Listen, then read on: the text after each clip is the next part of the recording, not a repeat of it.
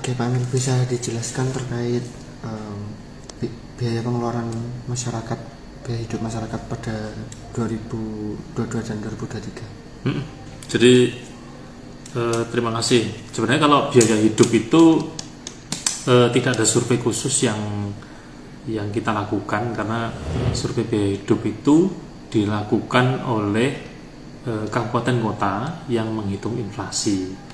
Nah, di sana ada survei biaya hidup yang mengamati pengeluaran dan pendapatan masyarakat tiap bulan.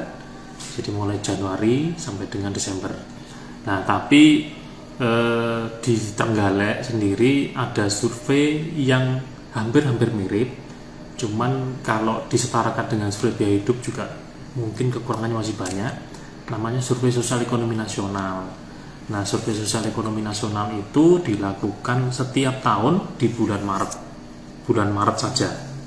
Nah, di bulan Maret itu kita juga melihat konsumsi masyarakat yang tujuannya lebih kepada untuk pengeluaran masyarakat itu gimana sih, untuk menghitung kemiskinan, untuk menghitung sebenarnya kebutuhan di masyarakat itu seberapa.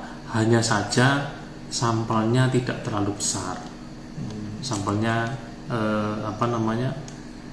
pas-pasan gitulah, baca seperti itu. Nah, kalau terkait dengan pengeluaran konsumsi masyarakat, tentu kita ada kenaikan ya.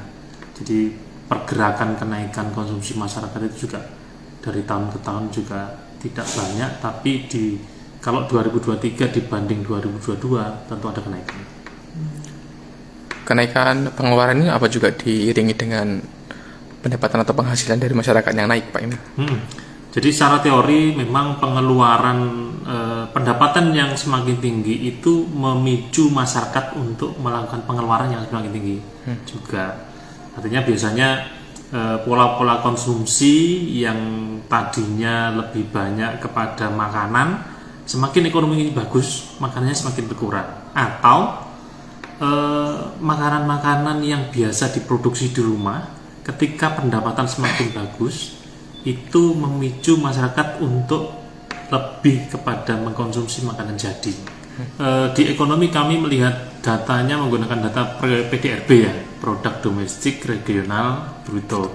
Nah, di PDRB tahun 2023 dibandingkan dengan 2022, itu seluruh sektor atau seluruh kategori itu mengalami kenaikan atau bisa dikatakan tumbuh.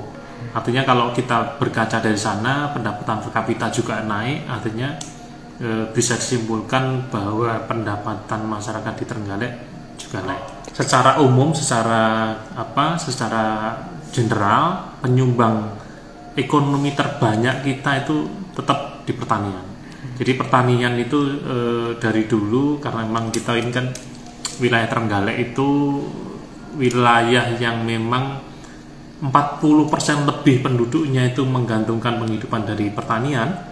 Artinya di pertanian itu menyumbangkan ekonomi yang tertinggi. Tapi kalau melihat pertumbuhannya itu tadi, yang tumbuh paling besar itu adalah yang menopang pariwisata.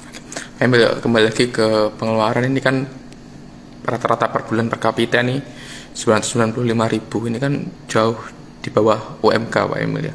Ini berarti sudah sangat layak UMK kita yang 2 juta sekian itu, atau gimana, Pak Emil?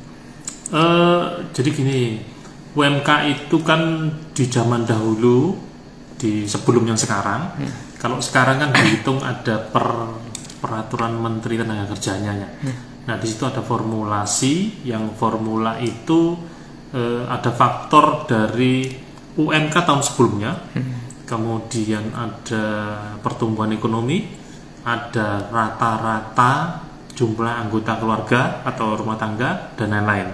Nah, UMK kita itu ada yang faktor UMK yang sebelumnya itu ditentukan juga oleh standar hidup layak yang saat itu ditentukan oleh Dinas Ketenagakerjaan. Nah, dari sana kalau mengacu kepada angka yang sekarang, tetap bahwa ada standar hidup layak di variabel sebelumnya. Artinya yang sekarang itu sudah, walaupun sudah ada formulasi, tapi sudah ada kajian bahwa standar hidup layak sekian. Artinya memang ada perbedaan antar kabupaten, memang iya, karena memang standar hidup atau kebutuhan hidup layak di masing-masing kabupaten itu berbeda-beda. Artinya untuk nilai 995 sekian itu untuk per orang Pak Emil ya, bukan untuk 950 955. Itu artinya untuk per orang Pak per Emil. kapita. Jadi data kami rata-rata pengeluaran yang ada di data Survei Sosial Ekonomi Nasional itu rata-rata per kapita per bulan 900 sekian itu. Nah, kalau mengacu kepada UMK, upah minimum kabupaten itu kan 2, sekian ya, 2,1, 2,2 itu untuk satu keluarga atau satu rumah tangga. Nah, di satu keluarga itu di formulasi itu juga ada variabel rata-rata jumlah anggota keluarga. Gitu. Jadi 2, sekian itu untuk satu keluarga atau satu rumah tangga. Ya, kalau menurut kajian yang sebelumnya ya itu sudah layak.